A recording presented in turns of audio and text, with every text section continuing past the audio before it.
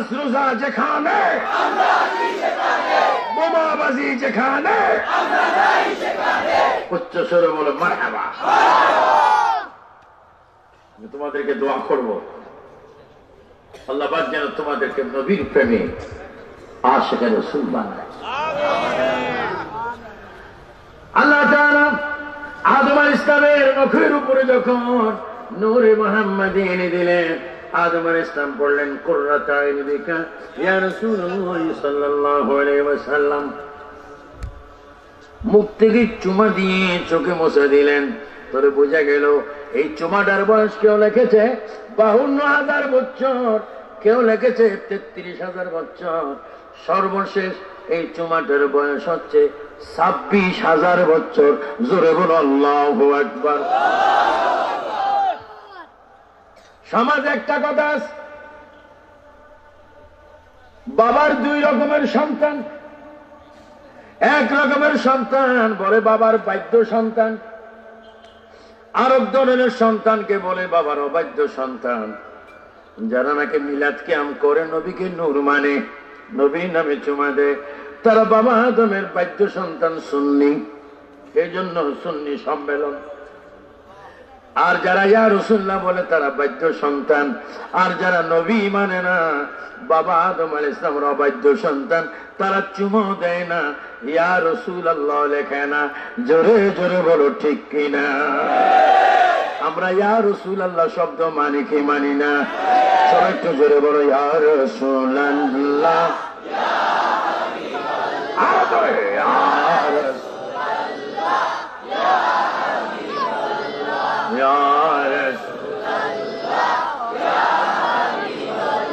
গোসল করাইয়া কাপন পড়াইয়া, আর একটু জোরে, গোসল রাখিবে যখন কবরে শোয়াইয়া, ওগলয়া গকলে গোলাম বলিয়া, ইয়া রাসূলুল্লাহ ইয়া হাবিবাল্লাহ। আপনারই নূরের ঝলক লাগিয়া, সবাই বলো আপনারই নূরের কবরের আধার যাবে চলিয়া, ওগো দয়া করিয়া দিও গো দেখা, ইয়া রাসূলুল্লাহ ইয়া হাবিবাল্লাহ, ইয়া রাসূলুল্লাহ ইয়া হাবিবাল্লাহ। মুনকির নাকির আসিয়া সওয়াল করবে বসাইয়া, আল্লাহু আকবার, আল্লাহু আকবার, আল্লাহু আকবার। আমরা সওয়ালের জবাব দিতে চাই কি চাই না? মুনকির নাকির আসিয়া সওয়াল করবে বসাইয়া, দিও গো নবী পরদা উঠাইয়া, করিব সালাম কদম ধরিয়া, আল্লাহ করিব সালাম কদম ধরিয়া, ইয়া রাসূলুল্লাহ ইয়া হাবিবাল্লাহ। গভীর মনোযোগ, মসজিদে নববীতে আযান মনে আছে? মনে আছে কি না ভুলে গেছেন? বেলাল আপসি আযান দিলেন। এই কথাটা শেষ না করলে আমিও দায়িত্বের তলে থাকবো, ফাঁকিবাজ হয়ে যাব। আযান দেওয়ার পরে তাহাজ্জুদের নামাজের আযান, তাহাজ্জুদের নামাজের পরে ফজর আযান। ফজর আযানে একটা সুন্দর কথা বলে, আসসালাতু খায়রুম মিনান নাওম। এটার অর্থ কি? ঘুমোতে। এখন অর্থ করে, হে মুয়াজ্জিন তোর আল্লাহর গজব, তোর কারণে ঘুম যাইতে পারছি না, ডিস্টার্ব।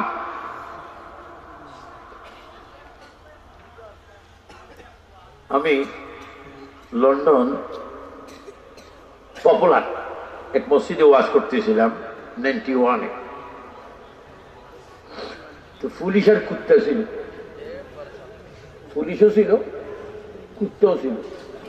ও দেশের কুত্তাও তো পুলিশের মতো, আমাদের দেশও আছে। আমাদের দেশের কুত্তা মনে ঘুষ খায়,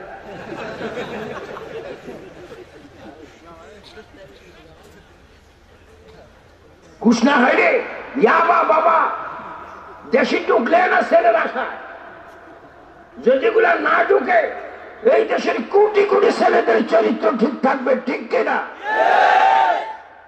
আগে বর্ডারের প্রতি দায়িত্ব নিতে হবে।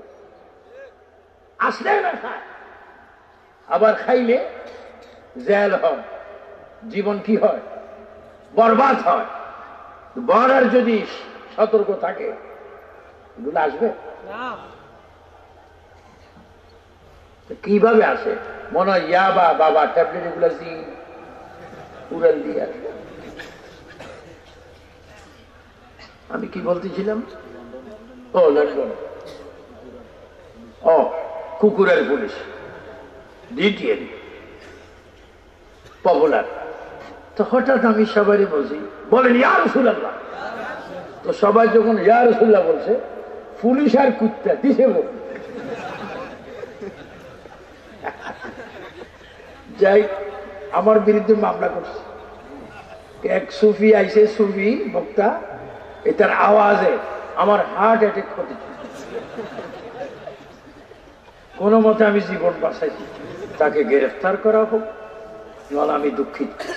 পুলিশ আসি গেছে, আরো কুত্তা দিচ্ছে, বলছে এই বক্তাকে অ্যারেস্ট। সবাই বলে কি বলছে বক্তা অ্যারেস্ট? ওনার দোষ কি, ওনার অপরাধ কি? কোনা কি একটা অপরাধ? আমি কিন্তু খেয়াল করছি, আমি যখন ইয়া রাসূলুল্লাহ বলছি এ কিন্তু দৌড় মারতে আমি দেখছি। তো এই পুলিশ বারবার বলে সাউন্ড সাউন্ড, সাউন্ডে আমাকে, আমি বলছি ইয়া রাসূলুল্লাহ বলছিলাম। তো একজন বুঝে দিচ্ছে, ভালো ইংলিশম্যান, ও আমাদের ধর্মে নবীজির নাম বলছে, এই জন্য একটু জোরে বলছিলাম। হ্যাঁ এটি তোমরা এমন ভাবে আওয়াজ দিছো, এই অল্পের জন্য আজরাইল বেরিয়ে গেছে। তাই বলছি ভাই ব্রাদার, আই এম সরি, আমি দুঃখিত। আল্লাহ তোমার ভবিষ্যতে আওয়াজ সহ্য করার তৌফিক দান করো। এটা আমার কি কয় জানেন? কয় আঙ্গুল? আমিও 100 বার।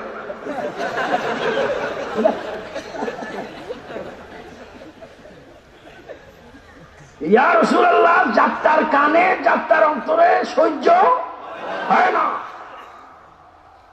আপনাদের মৌলভীবাজার টাউন বন্দরে সুইফের আছে না, মেয়তর বলেন, কি বলে? মেয়তর ছাড়া কোন শহর আছে? মেয়তর যদি আতরের দোকানের সামনে যায়, আল্লাহর কসম বেউস। কারণ জীবনে আতরের গান বেউস হয়ে যাবে। সবাই বলে আরে মানুষটা মির্কি ভাই মারা গেছে। আর জন্য বলে মির্কি ভাই না, এটা মেয়তর, তার যদি চিন্তা করতে হয় নতুন গু লাগবে।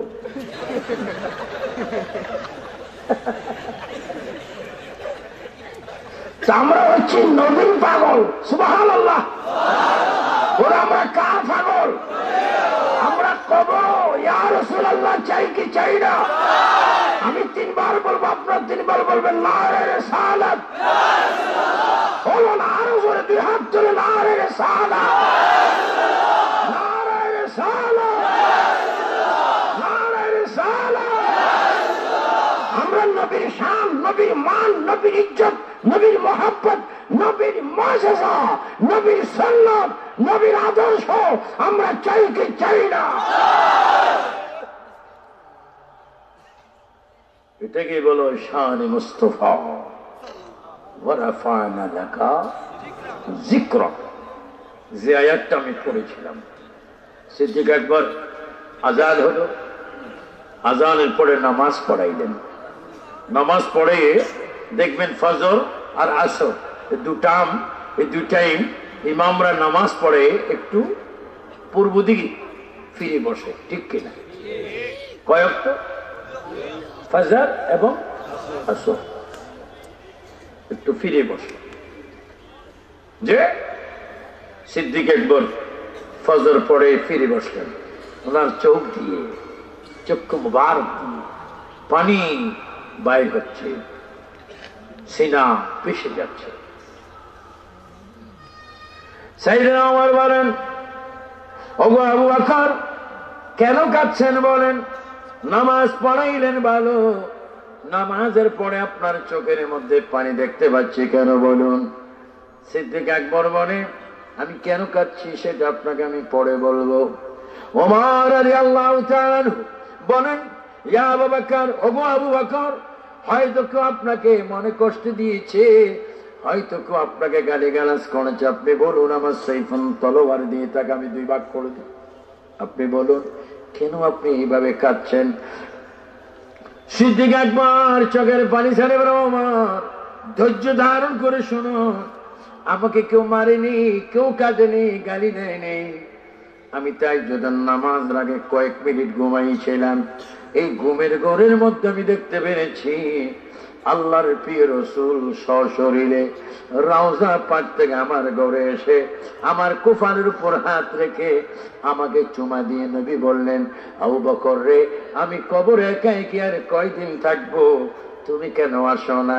আমি তোমাকে কবরে যাওয়ার জন্য দাওয়াত করে গেলাম।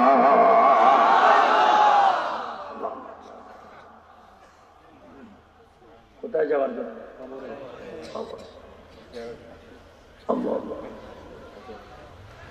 গভীর মনোযোগ। সিদ্দিক আকবর রাদিয়াল্লাহু তাআলা এইভাবে কাঁদছেন। তাই তো আপনি কাঁদছেন? আমি এই জন্য কাঁদছি, আজরাইল কেন আমার কাছে আসে না? আজরাইল কেন আসতে বিলম্ব করছে? আজরাইল যদি তাড়াতাড়ি আসতো আমার জীবনটা যেত, আর তত তাড়াতাড়ি গিয়ে কবরে আল্লাহর হাবিবকে আমি দেখতাম। কাছে বাঁচার জন্য না নবীকে দেখার জন্য? হ্যাঁ ওমর, এতে বোঝা গেল আমার মৃত্যু একেবারে ধার প্রান্তে। ওমর, আপনাকে আমি অনুরোধ করে বললাম, আমার মৃত্যুর পরে মক্কা মদিনায় কোথাও আমার জন্য আপনি কবর করবেন না। আপনার কাছে আমি একটা ভিক্ষা চাই, যদি আপনি আমাকে ভিক্ষা দেন। হযরত ওমর বলেন, ইয়া আবু বকর, আমাকে এত খাটো কেন করছেন? আমি আপনাকে কি ভিক্ষা দেব? আবু বকর রাদিয়াল্লাহু তাআলা কেঁদে কেঁদে বলেন, ওমর, আপনার কাছে আমার ভিক্ষা চাই, মক্কা মদিনায় কোথাও আমার জন্য কবর করবেন না, আর দয়া করে আমার মৃত্যুর পরে আপনি নামাজে জানাজার ইমামতি করবেন, আমার লাশটা জিন্দা নবীর রওজার সামনে নিয়ে রেখে দিবেন। উসমান গনি, আপনি নবীজির 2 কন্যার স্বামী, আপনার কাছে আমি ভিক্ষা চাই, আপনি আমাকে কাফনের কাপড়টা বড়াই দিবেন। ও আলী, আপনি ইমাম হাসান হুসেনের নানা। ও আলী, আপনি ইমাম হাসান হুসেনের বাবা। ও আলী, খাদিজা জান্নাত ফাতেমার স্বামী। আল্লাহর প্রিয় হাবিবকে আপনি গোসল দিয়েছেন, আপনার কাছে আমি ভিক্ষা চাই, আপনি আমাকে একটু গোসলটা করে দিবেন। হযরত ওমর জানাজা পড়াবেন, হযরত ওসমান গনি কাপড়টা পরাই দিবেন, হযরত আলী গোসল করাবেন। এই হচ্ছে আপনাদের কাছে আমার দাবি। ওমর ডাক দিয়ে বলে, আবু বকর, মানুষ ইন্তেকালের পরে কবর করতে হয়, কবর যদি না করি আপনাকে কোথায় রাখবো? আমাকে জিন্দা নবীর চরণে কদমে পাও মোবারকে রাখবে, এবং আমি আবু বকরের পক্ষ থেকে নবীকে একটু সালাম দিবে। যদি সালামের জবাবটা আসে আপনি একটু বলবেন, ইয়া রাসূলুল্লাহ, আপনার আবু বকর ইন্তেকাল করেছে, সব কিছু করলাম, কিন্তু কবরের ব্যবস্থা করলাম না। ওগো ওমর, শুনুন, আমার ঈমান এতটুকু বলছে, আমার কবরটার জন্য আপনারা পেরেশান থাকবেন না। আমি নবীর যদি গোলাম হই, আর নবী যদি কবুল করে থাকেন, আবু বকরের কবরটা কই হবে, নবী রওজা থেকে সিদ্ধান্ত দিবে।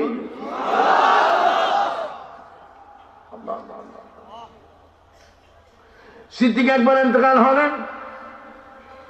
ইন্তেকালের পরে হযরত আলী গোসল দিয়ে দিলেন, হযরত ওসমান গনি কাপড় পরালেন, হযরত ফারুক আযম নামাজে জানাজা পড়াইয়া প্রায় 1.5 লক্ষ সাহাবায়ে কেরাম নিয়ে নবীজির রওজার দিকে লাশ নিয়ে রওনা হলেন। আর এইভাবে সালাম দিতে লাগলেন। ভাইয়েরা জোরে জোরে বলো, আসসালাতু ওয়াসসালামু আলাইকা ইয়া রাসূল। সবাই একটু জোরে বলো, আসসালাতু ওয়াসসালামু আলাইকা ইয়া রাসূলুল্লাহ। হযরত ওমর সিদ্দিক একবারে কাফিন নবীজির নূরানী চরণে কদমে রওজা মোবারক এইভাবে রেখে হযরত ওমর 2 হাত জোড়ে জোড়ে, ইয়া রাসূলুল্লাহ, আপনার খলিফা, আপনার শ্বশুর, আপনার সাহাবী, আপনার হিজরতের সঙ্গী উম্মুল মুমিনিন আয়েশা সিদ্দিকের আব্বা, ইয়া রাসূলুল্লাহ, আবু বকর আপনাকে সালাম দিয়েছে, তার কবর কোথাও করে নেই, কই করব বলেন? হযরত ওমর বলছে, পৃথিবীর মানুষ, আমি যখন কাঁদতে শুরু করলাম, আমি দেখতে পেলাম রওজা পাক থরথর করে কাঁপতে শুরু করলো। আর হঠাৎ করে দেখি নূরানী নবীর নূরানী হাত কবর থেকে বাইর হয়ে যায়।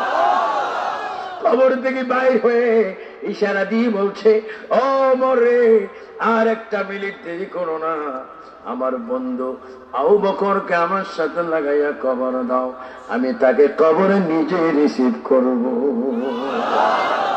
উচ্চ স্বরে বলো আল্লাহু আকবার। এজন্য আমার প্রিয় ভাইয়েরা, এজন্য নামাজটা ঠিক রাখবা, রোজা ঠিক রাখবা, মা বাবার খেদমত করবা এবং দুরূদ শরীফ পড়বা, কোরআন শরীফ পড়বা, হক ভাবে চলবা, হালাল ভাবে চলবা, পরের হক নষ্ট করো না।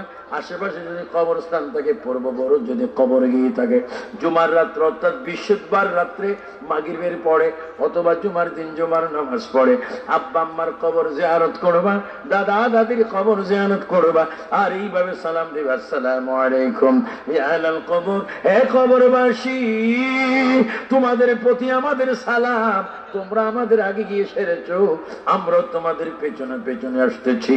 আমার দয়াল নবী বলে, লাকাদ কানা লাকুম ফি রাসূলিল্লাহি উসওয়াতুন হাসানাহ, আল্লাহ পাকের আয়াত, আমার নবীজির শান।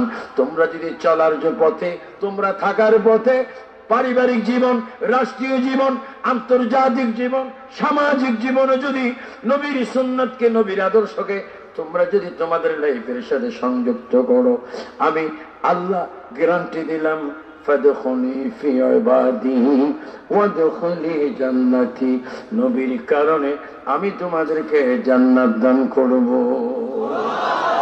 উচ্চ স্বরে 3 বার বলো আল্লাহু আকবার। আরো জোরে মুহাব্বতে। আমরা নবীজির শান চাই কি চাই না?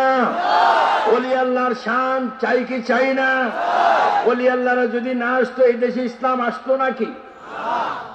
ইসলাম ওলি আল্লাহরা এনেছেন, এটা ওলি আল্লাহর শান। আল্লাহ তাআলা যেন আজকের এই মৌলভীবাজার, এই মাতার কাফন আদর্শ যুব সংঘের এই মাহফিলকে যেন 17তম মাহফিলকে যেন আল্লাহ কবুল করেন। ইয়া নবী সালাম আলাইকা, ইয়া রাসূল সালাম আলাইকা, ইয়া হাবিব সালাম আলাইকা, সালাম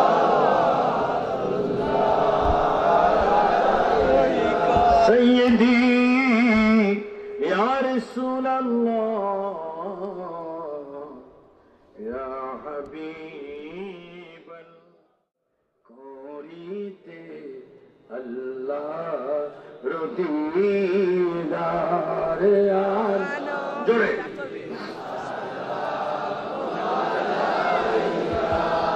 ইয়া রাসূল সালাম আলাইকা, ইয়া হাবিব সালাম আলাইকা, সালাওয়াতুল্লাহ সাইয়্যিদি ইয়া রাসূলুল্লাহ, ইয়া হাবিবাল্লাহ, হে নবী মদিনায় নেবে নীলে গো কেন নে না মনে যে মানে না মানা নিয়ে যাও সোনার মদিনা ইয়া নবী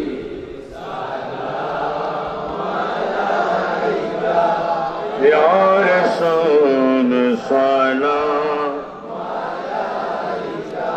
ইয়া হাবিব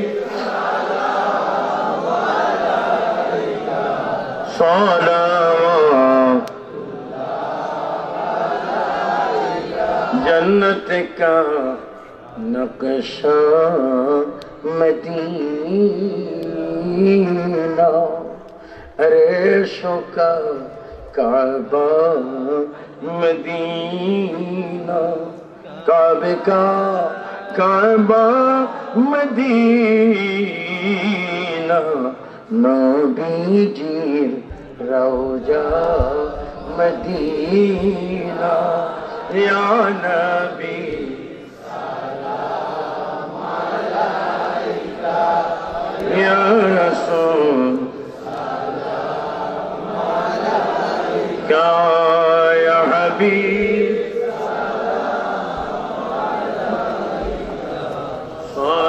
सलावतुल्लाह। সবাই নামাজের শুরুতে বসেন।